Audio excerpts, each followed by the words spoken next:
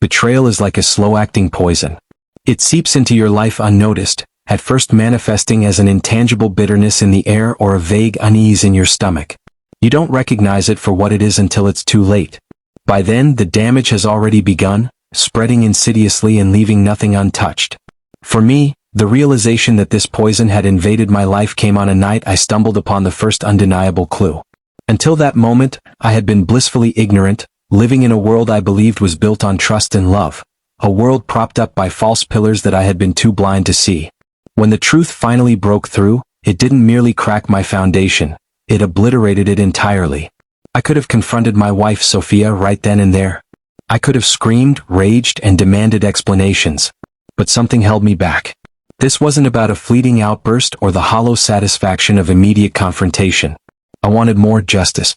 And I was determined to achieve it, calculated step by calculated step. A picture-perfect facade. From the outside, Sophia and I were the envy of everyone who knew us, a couple who seemed to have it all. Sophia, a celebrated art curator at one of Prague's most prestigious galleries, was admired by the city's elite. Her name was spoken with reverence in the circles that mattered. As for me, Anton Novak, I was a rising star in the world of finance, managing investments for Europe's wealthiest families. Together, our lives were a symphony of success, exclusive galas, luxurious weekends, and a seamless blend of ambition and romance. To the outside world, we were flawless. But perfection, I would soon learn, is often just a mask, and ours was beginning to slip. It started subtly, so subtly that I almost missed it. Sophia's laughter, once so genuine, began to feel reserved. Her smiles grew forced. She started coming home later than usual, her excuses polished but hollow. Late night at the gallery, she would say, or an artist needs my help with a last-minute installation. I wanted to believe her. I convinced myself that her dedication to her work was a sign of brilliance, not betrayal. But doubts, like seeds, take root in the silence of the night. They grew stronger each time her side of the bed remained empty, her scent fading from the sheets. The first crack. The first undeniable sign was the sapphire necklace. I had given it to her on our anniversary, a symbol of our love. She wore it everywhere until one day she didn't. When I asked about it, her answer came too quickly, "It's at the jeweler's for cleaning." Her words were plausible, but her averted gaze cast a shadow over my trust. That was the moment suspicion first stirred within me. The truth revealed itself not with a bang but a whisper. One evening, as Sophia prepared for yet another event, her phone buzzed on the kitchen counter. The name that flashed on the screen stopped me cold. Lucas Ehrlich. I had never heard her mention a Lucas before. Curiosity flared. Against my better judgment, I picked up the phone. The message was brief but devastating. "Can't wait to see you again. Same time tomorrow?" In that instant, my world tilted. My hands trembled as I read those words, my mind scrambling to make sense of them. Who was Lucas? What did he mean by again? Upstairs, I could hear Sophia humming softly, a cruel contrast to the storm now raging within me. I placed the phone back on the counter, careful to leave no trace. Confronting her then would have been too easy, too impulsive. I needed more than a single text. I needed undeniable proof. The unraveling. Obsession consumed me in the days that followed. Sophia's once innocuous habits now seemed riddled with hidden meanings.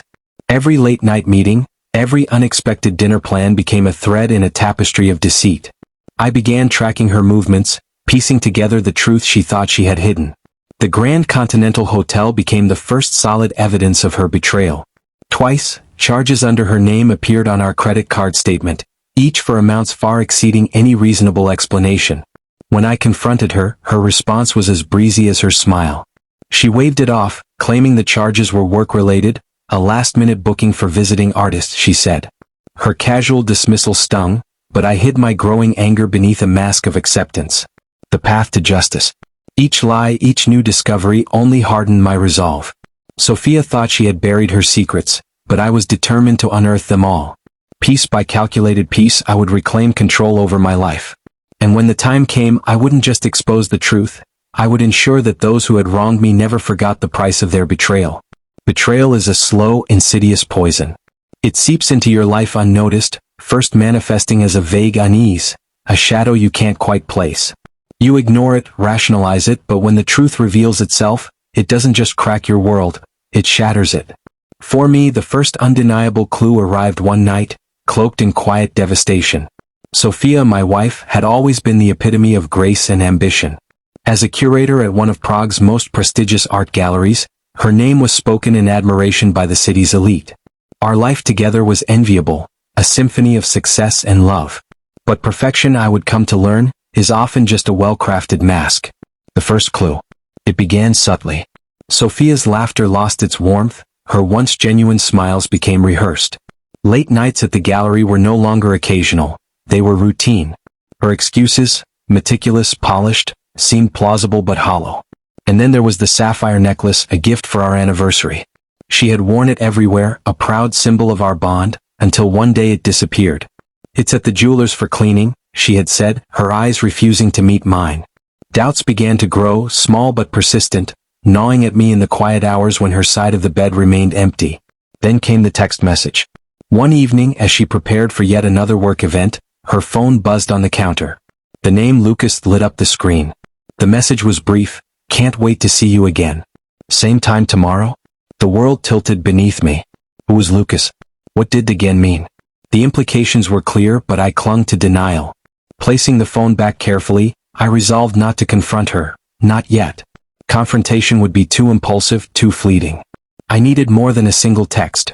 I needed the truth wrapped in undeniable proof. The investigation. My life turned into a quiet obsession. I tracked her movements, analyzed every late-night meeting and last-minute dinner. A pattern emerged.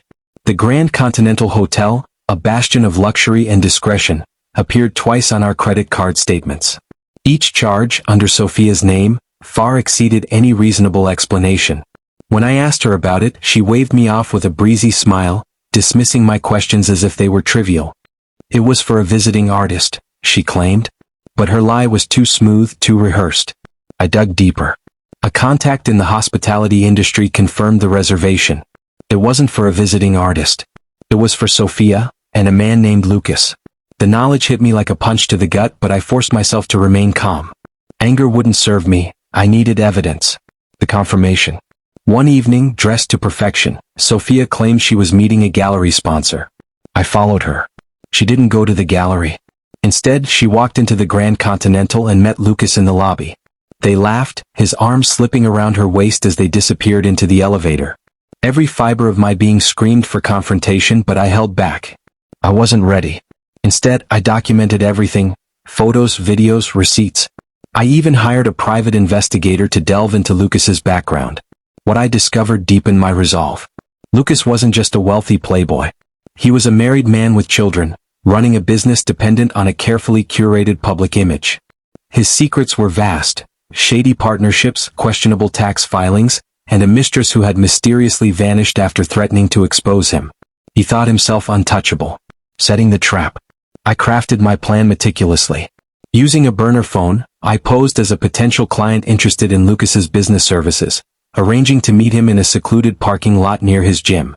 Meanwhile, I fed subtle misinformation to Sophia, ensuring she believed I was away on a business trip.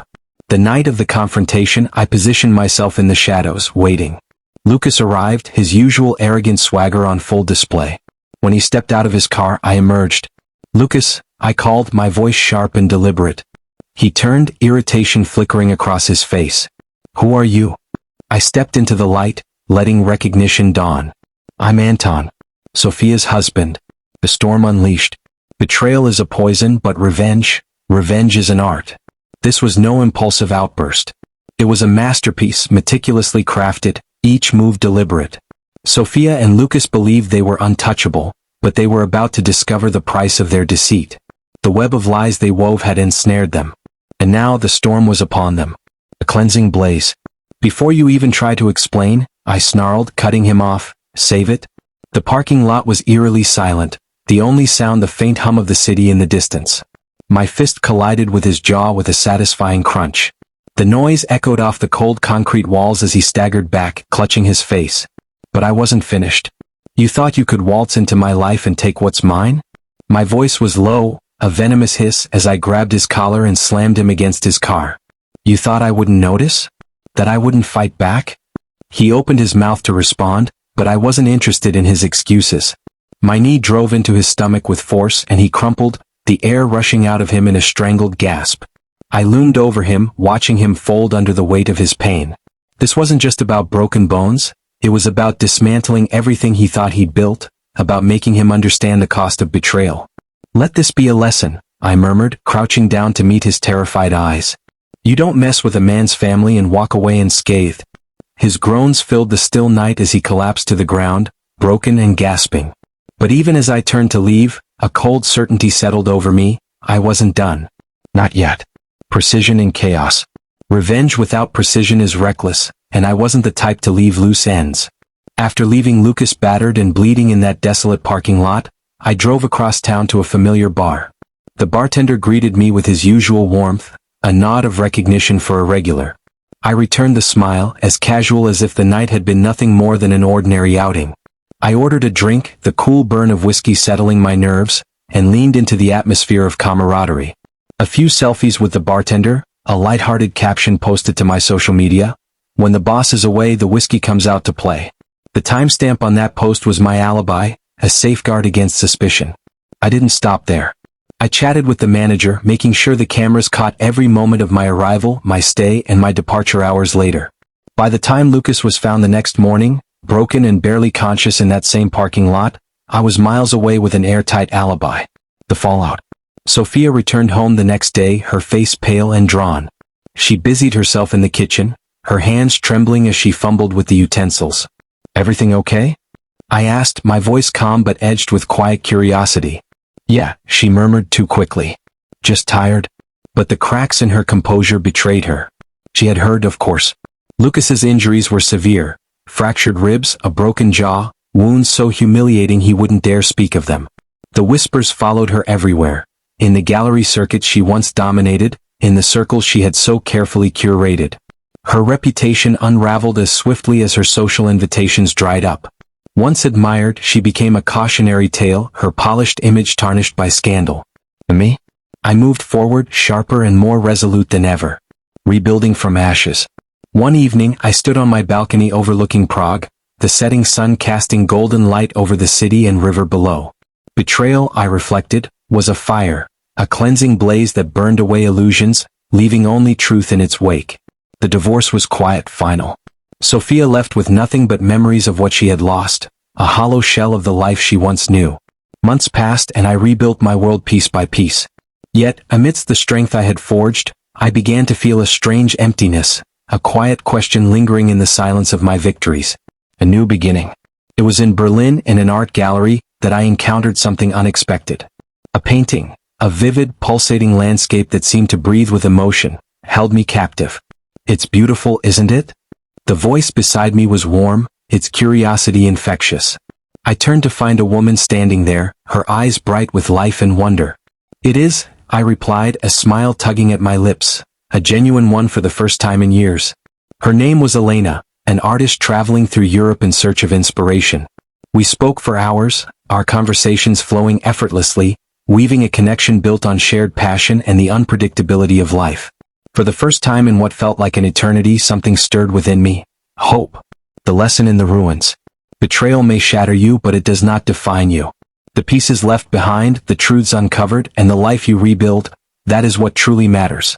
As I stood beside Elena, lost in the beauty of art and possibility, I realized the storm was over. The future was waiting, full of promise and light. And I was ready.